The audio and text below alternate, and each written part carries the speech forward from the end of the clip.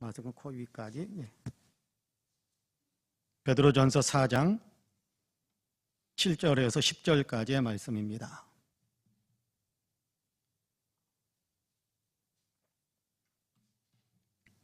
베드로전서 4장 7절에서 10절까지의 말씀을 제가 봉독하겠습니다.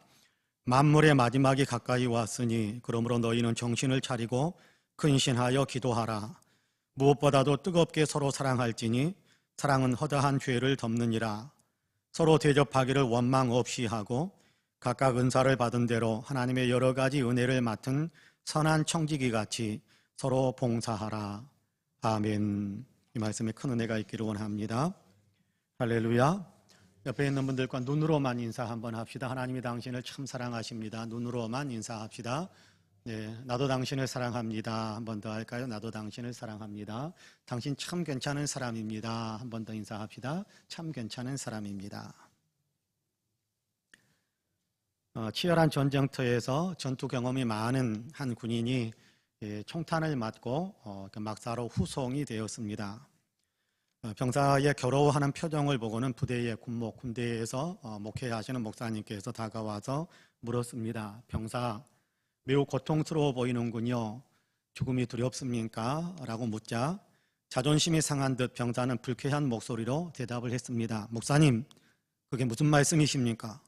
저는 지금까지 계속해서 전쟁터에 있으면서 죽을 고비를 수없이 넘겼습니다. 그럼에도 불구하고 아직도 군인으로 계속해서 전쟁터를 누비면서 전쟁에 참가하고 있는데 두렵다니요. 설사 지금의 부상으로 목숨을 잃는다고 해도 저는 전혀 두려워하지 않습니다. 저는 조국을 위해 죽을 각오도 되어 있습니다. 라고 대답을 했습니다. 그러자 목사님은 조금 더 평안한 표정으로 그 병사에게 말합니다. 훌륭하십니다. 하지만 죽음 뒤의 일은 어떻습니까?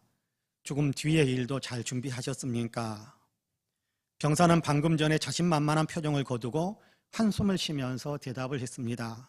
사실은 목사님, 바로 그 문제가 죽음보다 더욱 두렵습니다. 라고 이야기를 했다고 합니다. 오늘 우리가 읽은 본문은 만물의 마지막이 가까이 왔다. 그렇게 말씀을 합니다. 마지막이 다가왔다라는 거지요. 만물의 마지막이다라는 말을 들을 때면 사람들은 흔히 두 가지 마지막에 대한 얘기를 상상하실 거다라고 생각을 해봅니다. 하나는 세상에 존재하는 모든 것이 다 사라지는 때 우주적 종말을 생각하시는 분들도 아마 계실 거라고 생각합니다. 다른 하나는 내가 만물과 이별하는 때, 다시 말해 나의 죽음의 때 개인적인 종말을 생각하는 분들도 계실 거라고 생각합니다. 두 생각 다 맞다고 생각합니다. 그러면서도 성경적인 대답과는 조금은 차이가 있다라는 사실을 가만히 생각하게 됩니다. 성경은 만물의 마지막에 대해서 말씀할 때면 항상 주님 재림의 때를 말씀하시곤 합니다. 주님 재림의 때, 그때에는 지금까지 존재하는 세상의 모든 것이 다 사라지게 될 것입니다. 지금까지 존재하고 우리 눈에 보이는 모든 세상들은 다 사라지게 될 것입니다. 그리고 우리도 심판하시는 주님 앞에 서게 될 것입니다. 주님이 오셔서 주님의 뜻을 온전히 세우시는 그런 일을 이루시는 때가 주님의 때, 주님 재림의 때입니다. 만물이 마지막에 가까이 왔다라는 것은 바로 주님 오실 때가 가까이 왔다라는 그런 말씀의 의미입니다. 그때가 언제인가라는 것을 말씀하시는 것은 아닙니다. 다만 그때가 다가오고 있으니까 그 일을 위해서 철저하게 준비해라 라고 말씀하시는 겁니다. 그때가 언제인가에 관심을 갖고 있는 것이 아니라 때에 대한, 언제인가에 대한 관심을 갖고 있는 것이 아니라 그때가 언제일지는 모르지만 그러면 우리는 어떻게 준비해야 될 것인가, 이것을 더 강조해서 성경은 항상 우리에게 말씀하고 있습니다. 주님이 오시는 그때가 언제인지는 몰라도 그날이 반드시 온다라는 사실을 기억하며 그날을 맞이할 준비를 오늘 성실하게 그 준비하는 삶을 살라라고 말씀하시는 것이 주님께서 또 성경에서 우리에게 말씀하시는 종말론적 삶의 자세입니다. 그때 그날이 언제일까를 계산하려고 하지 마시고, 그러니까 오늘을 마치 그날인 것처럼, 오늘이 바로 그날인 것처럼 그렇게 생각하면서 날마다 주님 재림을 대비하면서 살라라는 것이지요.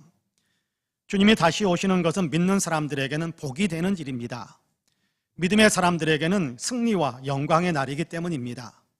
그러므로 믿음의 사람들은 그날을 소망하며 살아야 한다. 주님은 그렇게 말씀하기도 하지요. 오늘 우리가 읽은 베드로전서 4장의 말씀도 바로 그런 메시지를 담고 있습니다. 현실이 힘들고 괴롭고 고통스럽더라도 주님의 날이 다가오고 있으니까 그날을 소망하며 오늘을 희망 가운데 살라라고 말씀하시는 겁니다. 주님이 오시면 믿음의 사람들에게는 평강이요 환희가 펼쳐지게 될 것이기 때문입니다. 주님이 오시면 주님의 사람들은 영광이요 승리요 축복을 누리는 삶이 펼쳐지게 될 것이기 때문에 그렇습니다. 그러므로 그날을 소망하면서 오늘을 살아야 된다라고 말씀하시는 겁니다.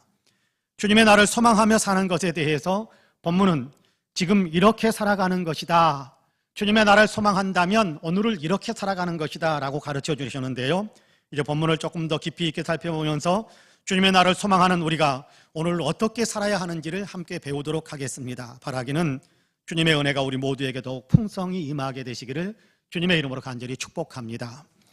첫째는 정신을 차리고 근신해야 된다, 그렇게 말씀합니다. 주님의 날이 다가오고 있으니까 오늘 우리는 더욱 깨어나야 한다, 정신을 차리고 근신하는 삶을 살아야 된다, 그렇게 말씀하세요. 여러분 7절 말씀을 같이 한번 읽어보겠습니다. 7절 같이 읽습니다. 만물의 마지막이 가까이 왔으니 그러므로 너희는 정신을 차리고 근신하여 기도하라. 할렐루야. 만물의 마지막이 가까이 왔으니, 주님 다시 오실 날이 우리에게 가까이 왔으니 그런 얘기지요. 그러므로 만물의 마지막이 가까이 왔으니까 주님의 재림을 진지하게 받아들이며 주님 다시 오시는 것을 기다린다면 그런 의미가 그러므로 라는 단어 속에 포함되어져 있다고 생각하면 되겠습니다. 주님 다시 오시는 것을 기다리는 성도라면 마땅히 지금은 정신을 차리고 근신하는 삶을 살아야 한다, 그렇게 말씀하세요. 정신을 차리라라는 것은 주님을 생각하면서 주님을 기다리는 신앙의 삶을 실제 자기의 삶에 적용하면서 살라, 그런 의미가 있습니다. 열광한다 그런 얘기는 아닙니다. 와 열광하고 막 정신 못 차릴 정도로 그렇게 무아지경에 빠진다 그런 얘기하는 것은 아닙니다. 정신을 차린다라는 것은 온전한 정신을 유지한다라는 겁니다. 아무 생각 없이 사는 것이 아니라 정말 주님이 오실 것을 아시기에 오늘 내가 어떻게 살아야 할 것인가, 나는 무엇을 해야 될 것인가, 온전한 정신을 더 강하게 유지하면서 살아야 된다는 거예요. 이런 우스운 이야기를 책에서 읽은 적이 있습니다. 동사무소에 한 젊은이가 찾아왔습니다. 그리고 민원 창고에 가가지고 사망 신고하러 왔습니다 라고 힘없이 이야기했더니 창구에 앉아있는 사람이 본인이신가요? 라고 물었다고 합니다. 사망 신고하러 왔다는데 본인이냐고 묻는 겁니다. 정신없는 사람입니다.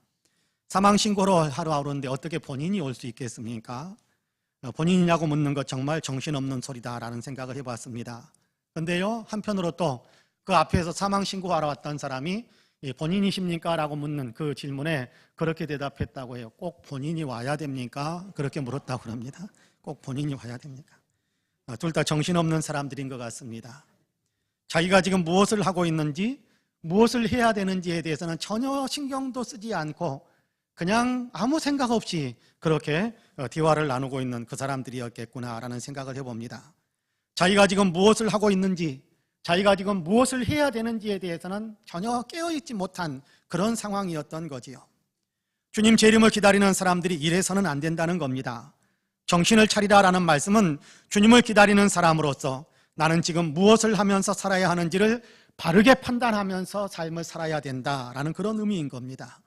근신한다라는 것은 맑은 정신을 유지한다, 맑은 정신으로 절제된 삶을 살아간다라는 것을 의미합니다.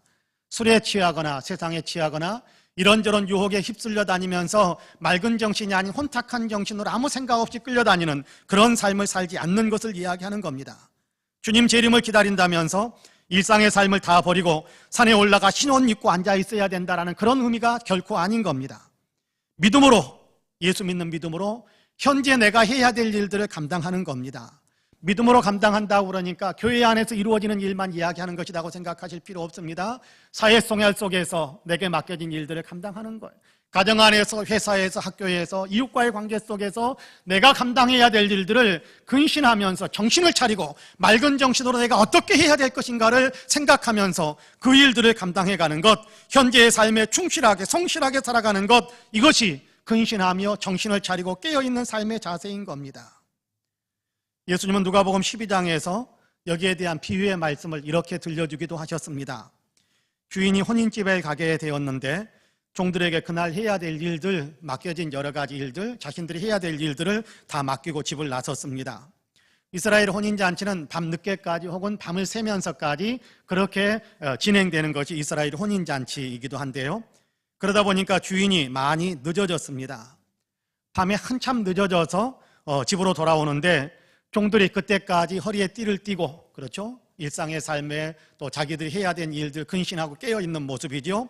허리에 띠를 띠고 등불을 밝히면서 그때 저로 돌아오시는 그 주인을 맞이한다면 그 종들은 주인에게 크게 칭찬을 받고 복을 받을 사람들이 되는 것이다. 예수님은 그렇게 말씀하십니다.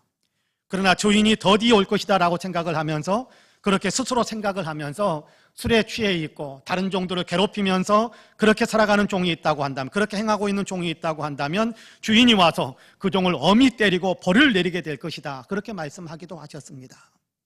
주님이 오실 것을 생각하며 지금 현재의 삶에 성실하게 살아가는 삶을 유지하는 것, 지금 내가 해야 될 일들을 성실하고 충성스럽게 감당하는 것, 그것이 정신을 차리고 근신하는 삶을 살아가는 것입니다. 성실하고 충성스럽게 내게 맡겨진 삶을, 예수 믿는 그 믿음의 기본 속에서 열심히 살아가는 것이지요. 흑인으로 미국의 첫 국무장관이 된 파월이라는 사람이 있습니다. 아마 뉴스를 통해서 오래전에 많이 만났던, 뉴스를 통해서 화면을 통해서 봤던 사람이기도 할 겁니다. 그분이 그런 이야기를 들려주셨습니다. 그의 집이 가난하여 그가 학교에 다닐 때 어느 회사에 아르바이트를 하기 위해서 갔는데 그곳에서 평생 잊지 못할 두 사람을 만나게 되었다고 합니다. 한 사람은 이렇게 삽질을 하는 어떤 그런 아르바이트였는데, 한 사람은 삽에 허리를 기대고 선 채 회사가 일만 많이 시키고 월급은 적게 준다고 불평하고 투덜거리는 일을 늘 굉장히 많이 하면서 일은 잘 안 하고 있었습니다. 다른 한 사람은 묵묵히 일을 하고 있었습니다. 그렇게 아르바이트 하는 기간 내내 그런 삶을 사는 사람을 보았습니다. 그리고 몇 년 후에 파월이 다시 그 회사에 아르바이트를 하러 갔더니 전에 불평하던 사람은 여전히 그 자리에서 또 그렇게 삽에 기대서 삽질을 하면서 삽에 기대서 불평을 하고 원망하고 그렇게 하고 있었습니다. 근데 묵묵히 자기의 일을 하던 사람은 보이질 않았어요. 그 사람이 왜 보이지 않느냐고 물었더니 그 사람은 틈틈이 지게차 운전을 배워서 지게차를 운전하는 사람으로 그렇게 지게차 운전을 하고 있다라고 이야기를 해주었답니다. 그리고 또 몇 년 후에 파월이 그 회사에 아르바이트를 하러 갔더니 불평하던 사람은 회사에서 쫓겨났고 지게차를 운전하던 사람은 사장이 되어 있었답니다. 그때 파월은 굉장히 큰 쇼크를 받았다고 그래요. 아, 무슨 일을 하든 성실하게 하면 사장도 될 수 있는 거구나 라는 사실을 깨달았답니다.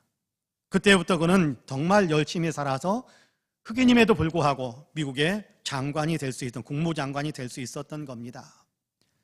자기는 몰랐었습니다. 사장이 지켜보는지 지켜보지 않는지.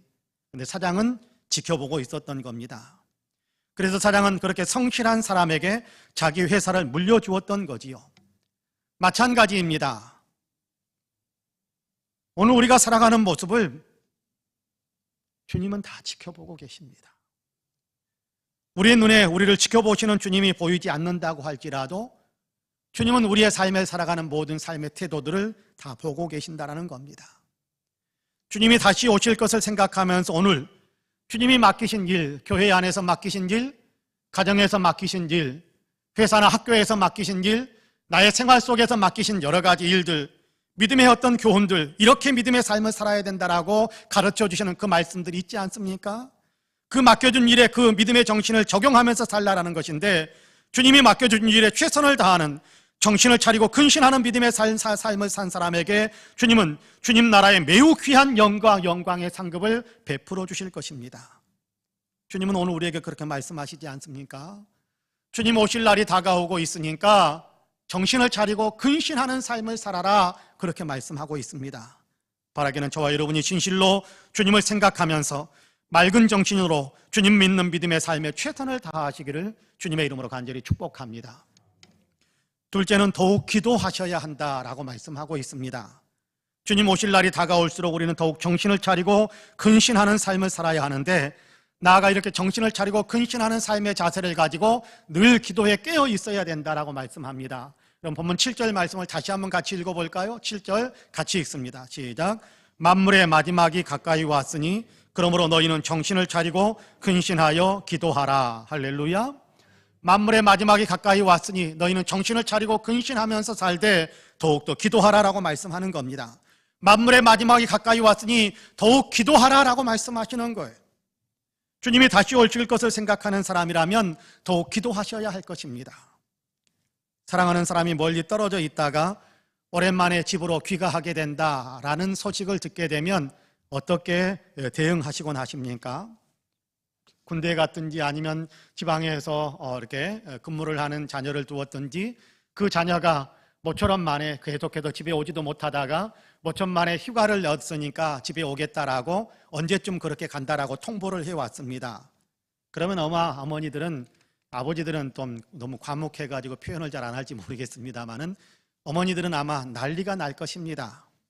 집에 올 날짜가 한참 멀었는데도 수시로 전화를 하는 거예요. 그래, 오기는 오냐? 언제 오는데 그 날짜에 진짜 오기는 오냐? 그래, 오면은 뭐 먹고 싶냐? 뭐 준비해 놓을까?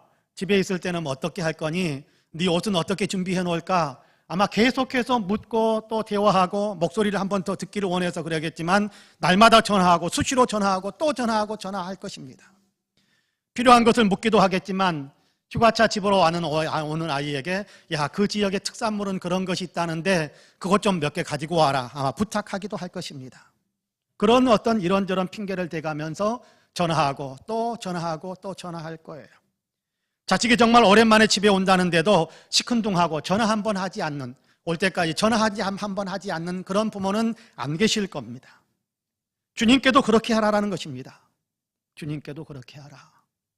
주님이 오신다고 하셨으니까 오실 날이 점점 가까이 오고 있으니까 더 자주 주님께 전화하라, 더 자주 주님께 기도하라라고 말씀하시는 겁니다.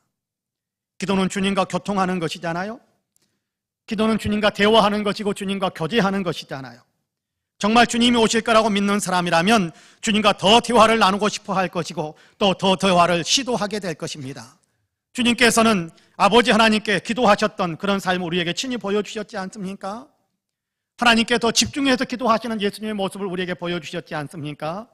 예수님은 어렵고 힘들수록 더 기도하셨고 중요한 일이 있으면 더 아버지께 기도하셨지 않습니까? 아버지께 가야 할 길 때가 다 돼가면 아버지께 돌아가야 될 때가 다 되어가는 그때에 예수님께서는 더 기도하셨잖아요. 십자가와 부활을 통해 그리고 승천을 통해 아버지께 돌아가야 할 때가 다가왔음을 아신 주님은 겟세마네에서 밤을 새워가면서 그렇게 기도하셨던 것을 우리는 기억하시지 않습니까? 주님 만날 것을 우리도 기대한다면 그렇게 더욱 주님께 기도하셔야 합니다. 또한 세상 살기가 힘들어진다면 더욱 기도하셔야 합니다. 믿음을 지키기가 어렵다면 더욱더 기도하셔야 됩니다. 믿음을 지키는데 이런 그런 것들이 필요하다면 더욱더 주님께 간구하면서 달라고 요청하면서 그렇게 기도하셔야 합니다. 기도는 주님과 교제하는 것이고 기도는 주님이 내 삶에 간섭해 들어오도록 길을 열어드리는 거예요. 문을 열어드리는 거예요. 주님, 내 삶에 이렇게 들어오십시오. 이 일을 위해 들어오십시오. 이 일을 위해 들어오십시오. 계속해서 내 마음의 문을 열고 내 인생의 문을 열고 주님 어서 들어오셔서 나를 좀 도와주십시오라고 요청하는 것이 기도 아닙니까? 교제하면서 도우심의 힘을 입기 위해서 그렇게 기도하는 겁니다. 그러므로 우리도 어렵고 힘들수록 더욱 기도하셔야지요. 믿음을 지키기 위해서 더욱 기도하셔야지요. 험난한 삶 속에서 내 삶의 여러 가지 것들을 지키기 위해서 더 많이 기도하셔야지요. 에디 리컨베커라는 선장이 있는데 두 선원과 함께 태평양을 횡단하다가 배가 파손되어서 20일 동안 파손된 그 파편들을 이렇게 나무 조각 몇 개를 엮어서 뗏목처럼 만들어 놓은 그 위에 그 뗏목을 타고 표류하게 되었던 적이 있었습니다. 바다 한가운데에서 그렇게 그들이 뗏목 생활을 하면서 견디기 가장 힘들었던 어려웠던 것은 한낮이면 그늘이 없으니까 장렬하는 태양의 뜨거움, 그로 인해서 목이 마르고 그리고 또 밤이 되면 찾아오는 추위, 먹을 것이 없는 배고픔, 거기에다가 바다 주변을 이렇게 수영하고 다니는 상어들을 볼 때 그것들을 견디어내기가 가장 힘들었다. 육체적으로도 힘들고 정신적으로도 너무 힘들었다라고 이야기를 했습니다. 그들이 뗏목 생활을 하는 지 며칠이 지나자 거의 죽을 지경이 되었답니다. 그러나 백호선장은 하나님은 물 가운데로 지날 때에 물이 침범하지 못하게 막아주시고 불 가운데 지날 때도 불이 우리를 거스르지 못하도록 막아주시는 하나님이라고 하셨다라는 사실을 기억하면서 하나님께 간구하기 시작했습니다. 하나님의 사랑과 보호하심, 기도하면 하나님께서 들어주신다라고 약속하셨다라는 사실을 생각하며 계속 기도하며 매달렸습니다. 기도를 하던 중에 갈매기 한 마리가 날아와서 그 선장 머리 위에 앉았습니다. 움직이는데도 날아가지 않습니다. 손을 뻗어도 날아가지 않습니다. 그래서 붙잡아가지고 그 갈매기 고기를 같이 나누어 먹으면서 요기를 할 수 있었습니다. 그리고 모두 다 먹어버린 것은 아니고 그 고기를 조금 남겨서 그 뗏목 위에서 가지고 있었던 이런저런 철사줄 같은 것을 가지고 낚시를 만들어서 미끼로 삼아가지고 물고기를 건져 올릴 수 있었습니다. 그러면 또 그것을 가지고 요기를 하고 그리고 또 고기를 조금 살점을 남겨서 또 낚시질을 해서 물고기를 건져 올리면서 그러면서 끼니를 이어갈 수 있었다고 합니다. 게다가 비가 또 종종 내려주어서 마실 물을 해결할 수 있었고 비가 오면 구름이 끼기 때문에 불볕더위가 사라지니까 그로 인해서 불볕더위도 조금 해소할 수 있었다고 합니다. 그런 어떤 이런저런 일들을 겪으면서 그들은 하나님의 살아계심을 확인하였고 더욱 용기를 가지면서 그 험난한 그리고 정신적인 공황 상태가 되어지는 그런 모든 것들을 견디어낼 수 있었답니다. 그 후 2주일 만에 그들은 기적적으로 구조가 되었습니다. 선녀가 선원들에게 신문 기자가 물었습니다. 어떻게 그 엄청난 공포와 역경을 이기고 그 배고픔과 그 뜨거움, 그 무서움과 초조함을 견디어낼 수 있었습니까? 선장의 대답은 한마디였다고 합니다. 우리는 믿음으로 기도했습니다.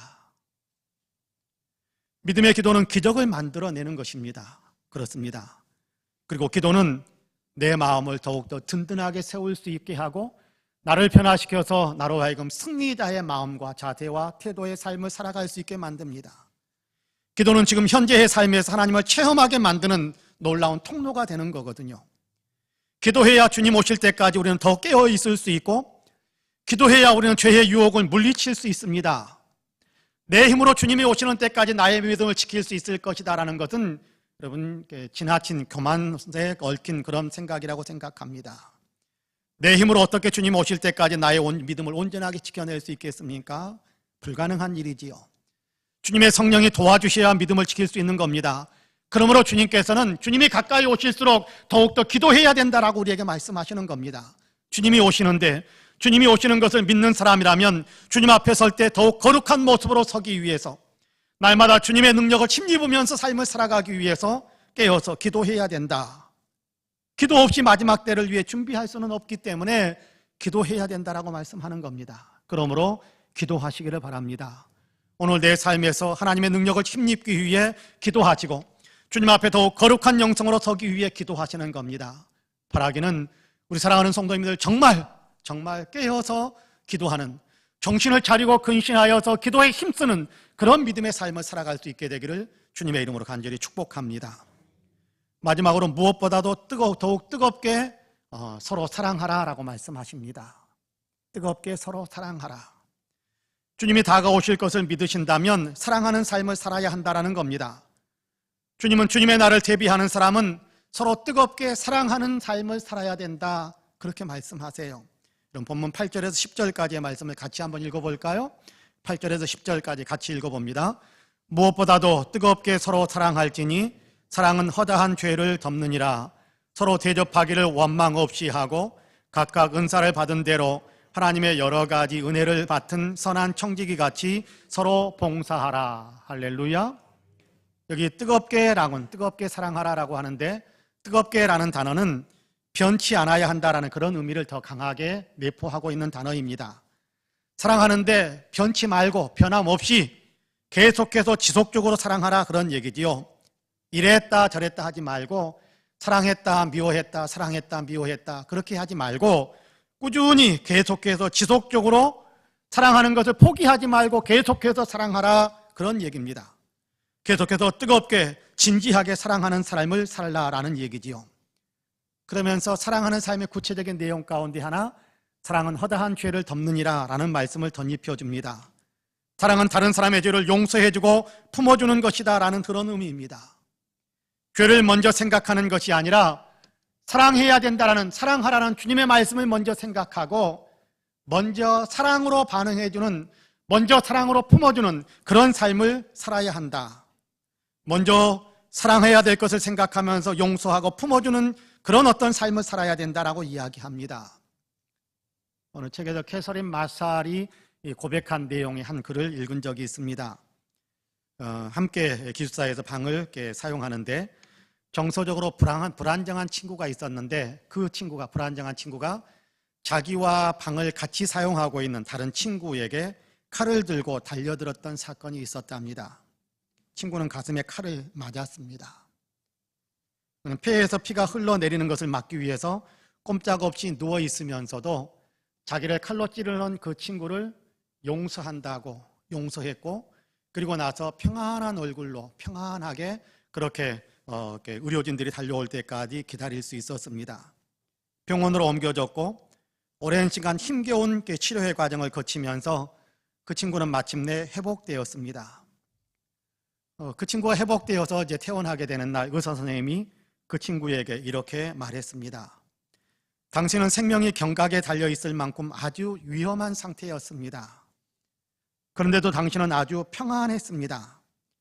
만일 조금이라도 남을 미워했다면 그 감정이 당신의 에너지를 상당히 약화시켜서 아마 이 위기를 극복해낼 수 없었을 것입니다. 당신이 친구를 미워하는 마음이나 반드시 원수 갚겠다라는 그런 원망의 마음을 품고 있었다고 한다면, 보복하겠다라는 마음을 갖고 있었다고 한다면 그 생각 때문에 감정이 치솟았을 것이고, 그러면 삶의 육체의 에너지 가운데 많은 부분이 치솟아 오르는 감정으로 그렇게 끌려갔을 텐데, 그러면 회복될 수 있는 힘을 잃어버렸을 것입니다. 그러면 당신은 회복될 수 없었을 것입니다. 그렇게 이야기한 겁니다. 용서하지 않았더라면 당신은 죽었을 텐데 용서했기에 당신이 살 수 있었다라는 것입니다. 여러분, 어디도 마찬가지일 것 같아요. 용서하지 않으면 우리의 감정이 불이 일어나지요. 그러면 나의 정서적으로, 나의 육체적으로, 그리고 다른 사람들을 대하는 나의 삶의 태도에 그 영향을 끼치게 되지요. 그러면 용서하지 않음으로 인해서 내 인생이 망가지는 거예요. 용서하고 평안하면 분노의 감정들이 오히려 사라지고 오히려 더 다른 사람들에게 선하게 대해줄 수 있는 그런 힘을 얻게 되기 때문에 용서하면 평안을 얻고 인생에 더더욱 복이 될 수 있다는 사실을 우리도 기억해야 할 것입니다. 용서한다는 것은 상대방이 잘못한 것이 전혀 없다, 그렇게 의미하는 것은 아닙니다. 용서한다는 것은 다른 사람들에게 더 이상, 다른 사람에게, 나에게 해를 입힌 사람에게 더 이상 나쁜 감정을 갖지 않는다, 평안하게 대해준다라는 그런 의미가 있는 겁니다. 사랑은 용서할 수 있게 만든답니다. 나아가 사랑은 다른 사람들에게 따뜻한 마음을 품는 것입니다. 섬겨주는 것이고 봉사하는 것이고 다른 사람의 유익을 위해서 내가 뭔가 내 삶을 나누어 줄 줄 아는 것, 그것이 사랑이라는 겁니다.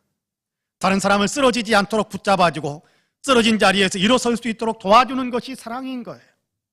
어려운 형편에 있는 사람에게 도움을 주고 따뜻하게 보살펴주고 그를 일으켜 세워주는 것, 그것이 사랑이라는 겁니다. 출판사에서 사역하시는 김요한 목사님이 내 인생의 36.5도라는 책에 있는 사연을 기록해 놓았는데 그 사연 하나를 소개하려고 합니다. 책에 있는 그대로 읽어드리겠습니다. 2018년 4월 5일이었다. 고단한 일과를 마치고 귀가하던 나는 우연히 한 장면을 목격하고 콧등이 시큰거려 걸음을 멈출 수밖에 없었다.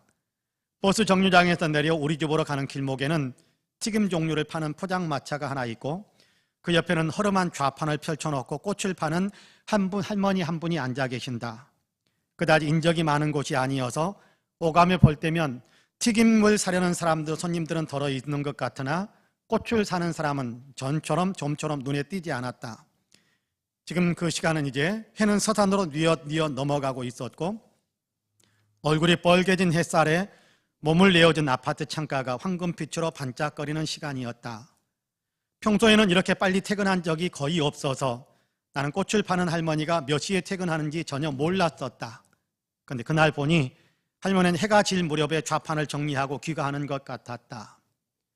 얼마 안 되는 꽃 뭉치를 소중하게 챙기고 좌판을 정리해서 포장마차 뒤편에 감추는 할머니에게 튀김집 사장님이 10,000원을 건네려는 모습이 내 시야에 잡혔다.